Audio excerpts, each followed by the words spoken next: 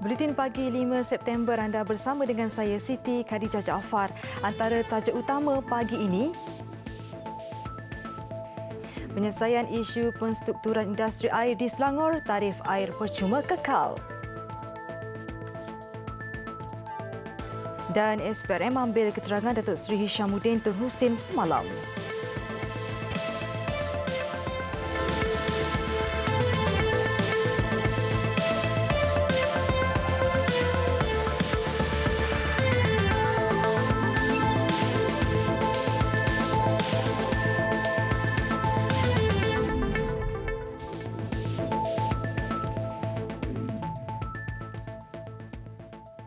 Assalamualaikum dan salam sejahtera.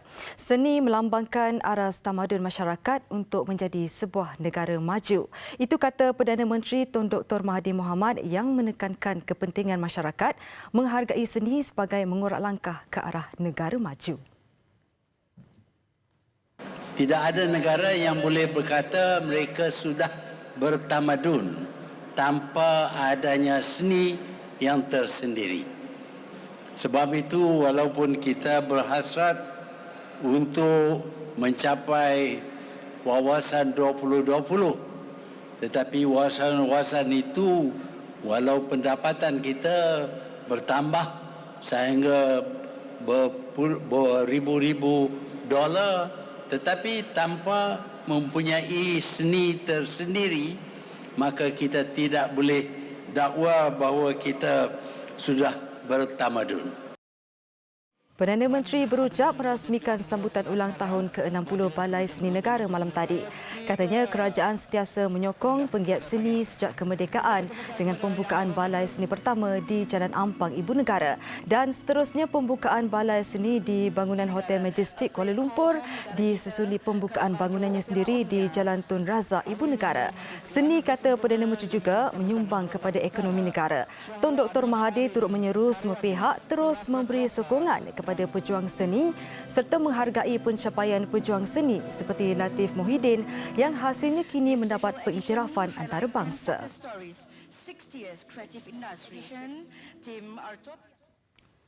Dalam perkembangan lain, satu cawangan baru Balai Seni Negara akan dibuka di Dayang Bek, Langkawi, Kedah. Menurut Menteri Pelancongan Seni dan Budaya Muhammadin Ketapi, cawangan baru itu akan memberi fokus kepada usaha menambah baik dan meneroka kemahiran pelukis serta kurator. Selain melaksanakan program antarabangsa di Asian International Conference Art and Design ICAD 2018.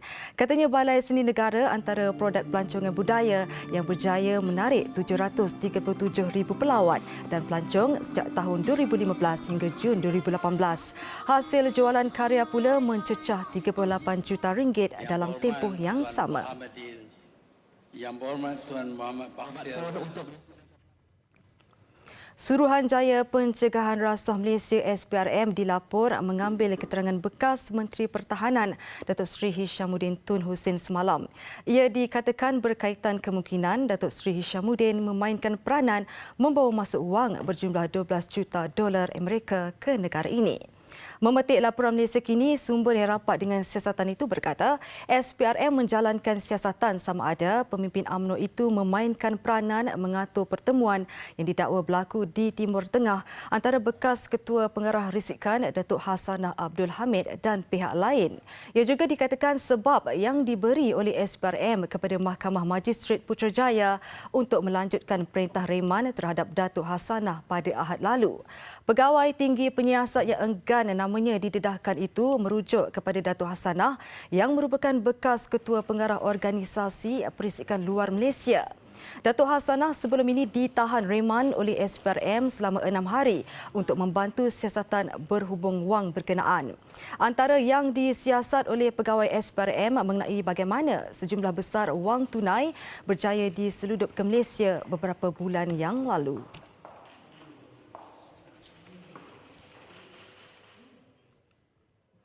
Penyelesaian isu penstrukturan industri air di bawah pengurusan air Selangor mengurangkan kos pengurusan air terawat di negara itu. Ia sekaligus membolehkan air percuma kekal dinikmati rakyat Selangor. Menteri Besar Selangor Amiruddin Syahari berkata pembelian syarikat pengeluar air Selangor Sdn Berhad Splash yang bernilai RM2.5 bilion membolehkan pengurusan air di negara itu ditangani dengan baik. Pengurusan ini kita terpaksa akan menampung capex dan opex, dan justru itu pihak kerajaan negeri menganggap bila sampai masa yang sesuai kita harus menilai semula pelaksanaan program air percuma dan tarif air supaya ia tidak membebankan kerajaan negeri, dan dalam masa yang sama pihak kerajaan negeri mengekalkan prinsip sebarang tindakan dan keputusan berkenaan dengan tarif air akan melihat kepada kemampuan dan keupayaan rakyat supaya tidak membebankan rakyat di masa depan. Buat masa ini, kita akan mengekalkan program air percuma dan tidak ada sebarang kenaikan tarif air. Beliau menjawab pertanyaan lisan Adun Banting Lau Weng San pada sidang Dewan Undangan Negeri Selangor mengenai penstrukturan semula industri air Selangor. Menurut Amiruddin, kerajaan kini hanya membayar 44 hingga 46 sen setiap liter air terawat berbanding RM1.37 sebelum ini. Pemaju projek Forest City Country Garden Group telah menyumbang RM309 juta cukai kepada Kerajaan Persekutuan yang mencakupi RM205 juta dari cukai korporat. Malah kontrak berjumlah RM1.4 bilion diberi kepada syarikat tempatan dalam memajukan projek berkenaan.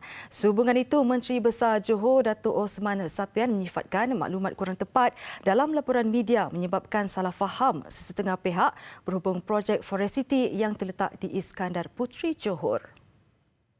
Negeri menerima dividen sebanyak 30 juta dan 600 juta pendapatan daripada premium tanah, penilaian, levy dan yuran. Kerajaan Persekutuan menerima kutipan cukai berjumlah 83 juta, termasuk cukai korporat sebanyak 13 juta. Country Garden Group sebagai syarikat induk utama di Malaysia telah menyumbang sejumlah 309 juta dalam bentuk cukai, yang 205 juta berasal dari cukai korporat pada akhir tahun 2018 nanti. Forest City telah melabur RM11.5 bilion untuk membantu pertumbuhan ekonomi tempatan. Forest City telah memberikan kontrak berjumlah 1.4 bilion kepada 150 syarikat tempatan. Datuk Osman berkata demikian pada sidang media di Pejabat Menteri Besar di Kota Iskandar untuk memberi penjelasan setelah mendapat laporan penuh daripada pemaju Country Garden Pacific View.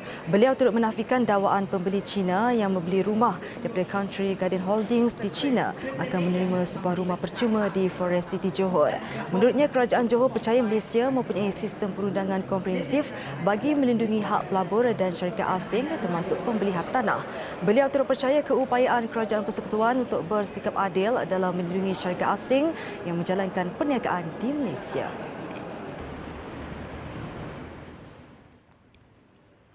Kementerian Perdagangan Dalam Negeri dan Hal Ehwal Pengguna KPDNHEP akan membuat pemantauan secara menyeluruh bagi memastikan tiada pihak memanipulasi harga sejak cukai jualan dan perkhidmatan SST dilaksanakan.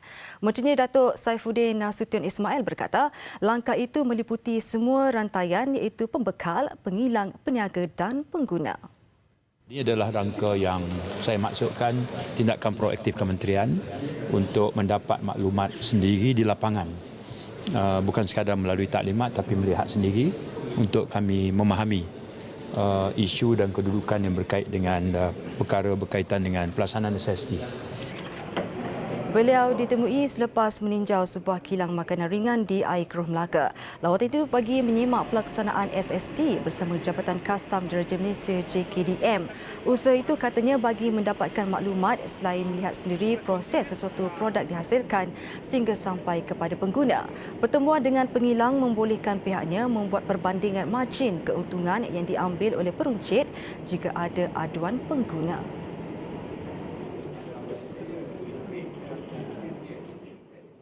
Peniaga dalam talian bakal dikenakan cukai selepas kajian mengenainya dilakukan kerajaan.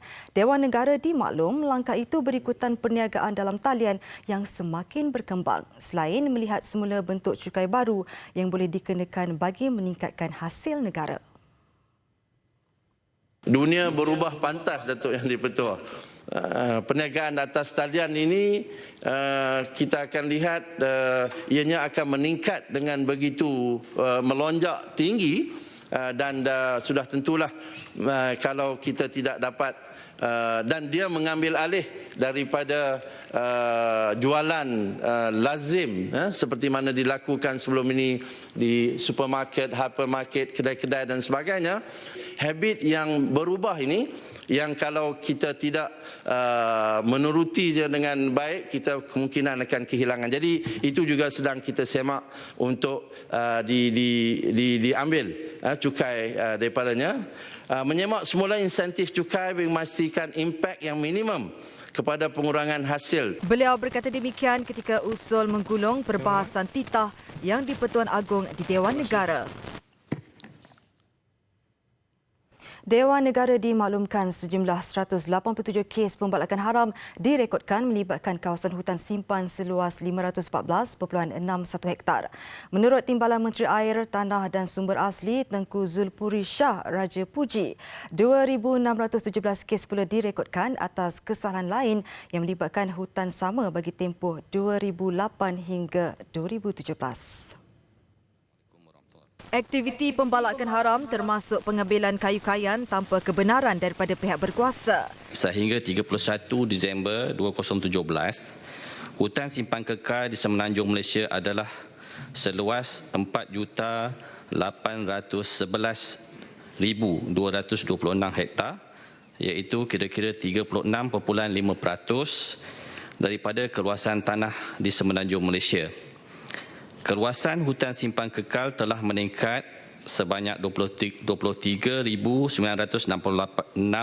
hektar atau 0.5 bagi tempoh atau 0.5% bagi tempoh 10 tahun, iaitu pada tahun 2008 dan pada tahun sehingga 2017.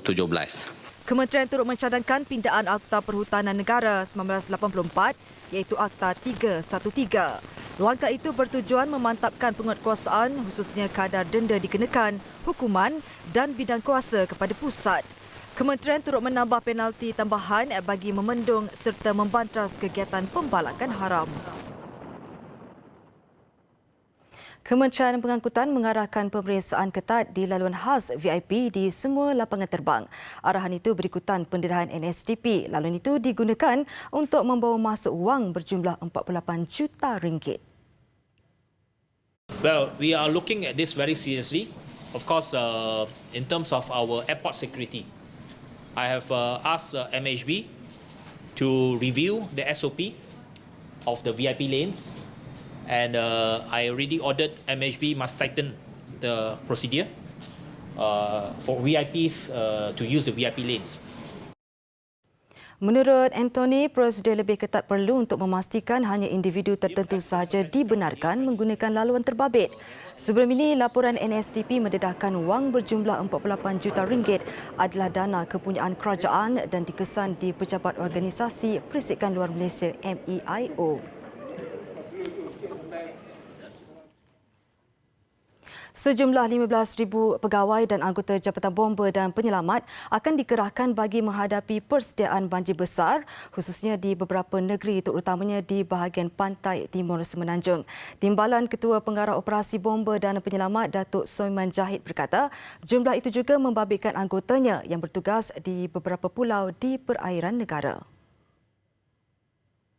Begitu juga dengan dari segi sumber manusia, manpower dia, kita memberikan latihan-latihan kepada mereka untuk menghadapi situasi kecemasan yang akan berlaku ataupun mungkin berlaku pada bila-bila masa. Jadi terutamanya melibatkan banjir ini, agensi-agensi penyelamat yang lain seperti pihak tentera, pihak PDRM dan agensi yang lain ini sentiasa bekerjasama. Beliau berkata demikian selepas Majlis Nota Serah Tugas Jabatan Pengarah Bomba Perlis Muhammad Fazil Harun yang bersara wajib. Jawatan itu kini dipangku oleh timbalannya Khairul Rizal Yahya. Ujarnya persiapan juga dibuat menyediakan peralatan dan jentera bagi menghadapi fenomena banjir besar yang dijangka berlaku akhir tahun ini.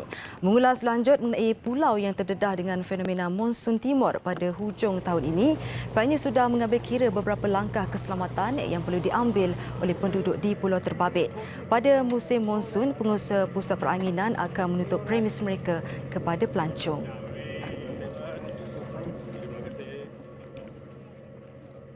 ...57 orang tahanan di bawah kesalahan jenayah terancang SOSMA dibawa dari penjara Sungai Buloh ke penjara Kajang semalam. Semua tahanan itu dibawa ke penjara Kajang untuk menghadiri prosiding perbicaraan yang akan diadakan di penjara berkenaan. Kira-kira jam 1.40 petang semalam, mereka dibawa menaiki 3 bas jabatan penjara dengan diiringi kawalan ketat polis. Operasi ini melibatkan 60 anggota polis dengan kelengkapan logistik. Perjalanan yang mengambil masa kira-kira sejam berjalan lancar tanpa situasi tidak diingini. Perbicaraan yang melibatkan tahanan SOSMA itu akan dijalankan di Dewan Khas Penjara Kajang bagi memudahkan pengurusan dan jaminan keselamatan. Pihak mahkamah juga akan menjalankan perbicaraan di penjara dengan bantuan kawalan PDRM pada setiap hari perbicaraan dijalankan. Polis Kedah menumpaskan geng RRU yang aktif mencuri komponen milik syarikat telekomunikasi di sekitar Kuala Muda Kulim dan Pulau Pinang. Kegiatan sindiket itu tumpas selepas 4 lelaki ditangkap pada 19 Ogos lalu. Dan rentetan daripada tangkapan ini kita telah mengadakan soal siasat, dan pada soal siasat dijalankan sebanyak 19 unit radio remote unit PRU milik DG, Maxis dan U-Mobile telah dirampas di Jalan Besar Seberang Perai, Tengah Pulau Pinang, dan kesemua rampasan adalah positif bagi beberapa kes yang telah dilaporkan di sekitar Pulau Pinang dan juga di Kedah. Ujarnya 4 suspek terbabit ditahan di Kuala Muda, Sungai Petani dan Kulim. Rampasan peralatan radio remote unit RRU itu dianggarkan bernilai RM600,000. Polis telah menerima lebih 100 laporan daripada beberapa syarikat telekomunikasi berhubung kehilangan RRU berkenaan dan percaya ada syarikat berkaitan komunikasi yang membeli komponen itu di kedai lusuh. Pihaknya turut mengesyaki terdapat kumpulan lain yang turut menjalankan kegiatan mencuri RRU. Semua suspek kini direman di Pulau Pinang dan kes disiasat mengikut Seksyen 379 Kanun Keseksaan.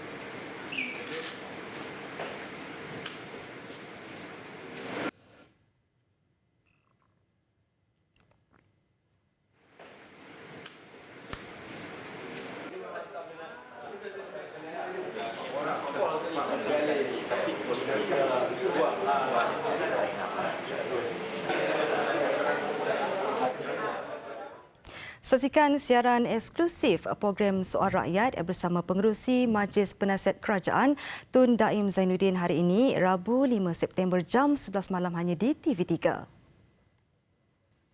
Laporan luar negara. 2 aktivis Singapura menggesa ahli Parlimen Siah Ken Peng menarik balik kenyataan terbuka dibuatnya berhubung pertemuan mereka dengan Perdana Menteri Malaysia Tun Dr. Mahathir Mohamad. Wartawan bebas Kristen Han dan aktivis masyarakat Teo Soh Lung pada Ahad lalu berkata mereka menerima ancaman dari orang ramai termasuk ugutan bunuh berhubung kenyataan yang dibuat Siah di akaun Facebook miliknya. Menurut 2 aktivis itu, dakwaan tidak berasas Siah mencetuskan pelbagai kecaman dari orang ramai yang turut menuduh mereka sebagai pengkhianat. Han dalam status yang dimuat naik di Facebook berkata, Siah diharapkan mampu membuat tindakan susulan yang lebih baik selaras dengan kedudukan ahli parlimen itu sebagai timbalan speaker parlimen dan anggota jawatan kuasa terpilih untuk berita palsu. Sabtu lalu, anggota Parlimen Singapura itu menyelar saranan sejarawan Dr. Tum Ping Jin supaya rakyat Republik itu meraihkan Hari Kebangsaan Malaysia yang disambut pada 31 Ogos setiap tahun. Beliau turut mengecam Dr. Tum, Han dan aktivis lain selepas mengadakan pertemuan selama 80 minit dengan Tun Dr. Mahathir di Kuala Lumpur. Myanmar yang dikecam dunia dan mencetuskan bantahan masyarakat antarabangsa susulan tindakan memenjarakan dua wartawan Reuters terus disambut dengan nada membisu oleh pemimpin de facto Myanmar Aung San Suu Kyi. Semalam, sebuah mahkamah di Yangon mendapati Wallon 32 tahun dan Kyaw Soe Oh 28 tahun bersalah di bawah Undang-Undang Rahsia Rasmi dengan masing-masing dijatuhi hukuman penjara 7 tahun. Mereka ditahan ketika membuat laporan mengenai penindasan yang dilakukan oleh tentera Myanmar ke atas etnik Muslim Rohingya tahun lalu. Hukuman itu mencetus kecaman meluas Pertubuhan Bangsa-Bangsa Bersatu PBB, Kesatuan Eropah EU dan Amerika Syarikat AS selain pengamal media dan kumpulan hak asasi global. Seorang bekas wartawan Reuters yang kini memegang jawatan kerajaan sebagai Timbalan Menteri Penerangan turut mempertahankan Suu Kyi dengan berkata penerima anugerah Nobel itu tidak akan mengkritik sistem kehakiman kerana ia sama seperti menghina mahkamah. Ikon demokrasi tersebut yang pernah dikenakan hukuman tahanan rumah selama lebih 15 tahun dan bergantung kepada media asing untuk menyampaikan perjuangannya terus dikecam hebat media tempatan dan asing.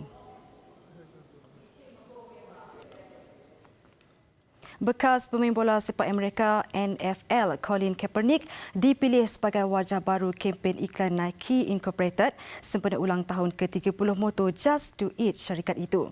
Pada 2016, Kaepernick mencetuskan kontroversi apabila enggan berdiri tetapi kemudian melutut ketika lagu kebangsaan dimainkan sebelum perlawanan NFL.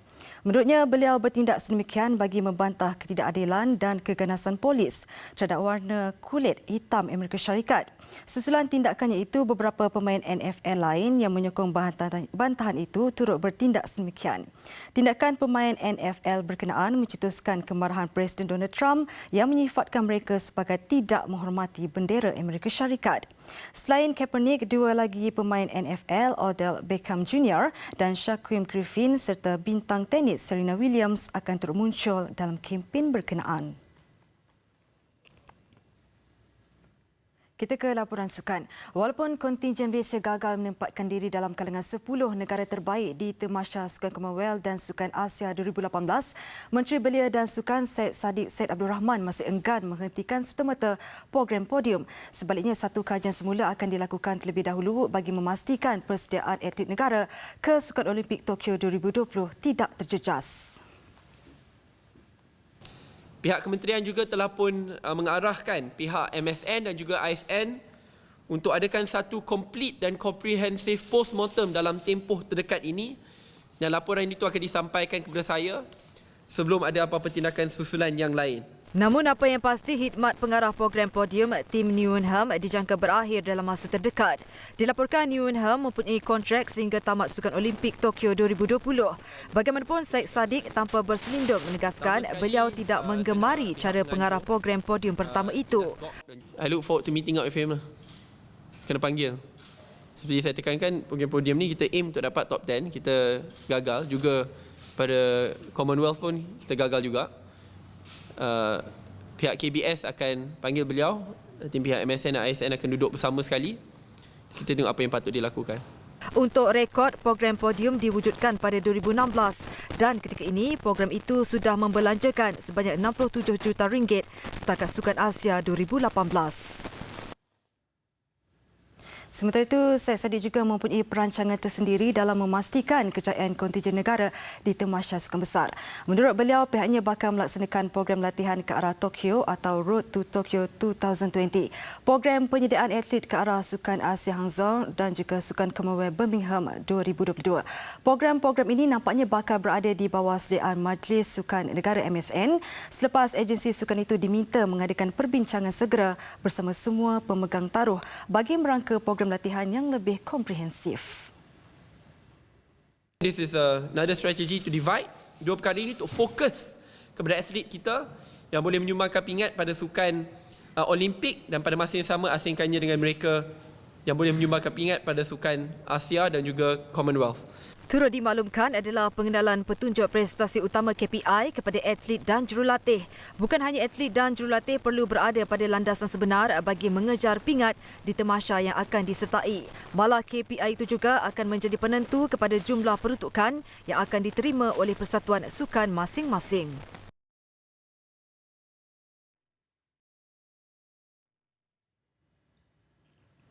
Buletin pagi berakhir di sini. Saksikan visual teknologi sistem robotik pembedahan mudah alih yang mempercepatkan proses penyembuhan. Saya Siti Khadijah Jaafar. Assalamualaikum dan salam hormat.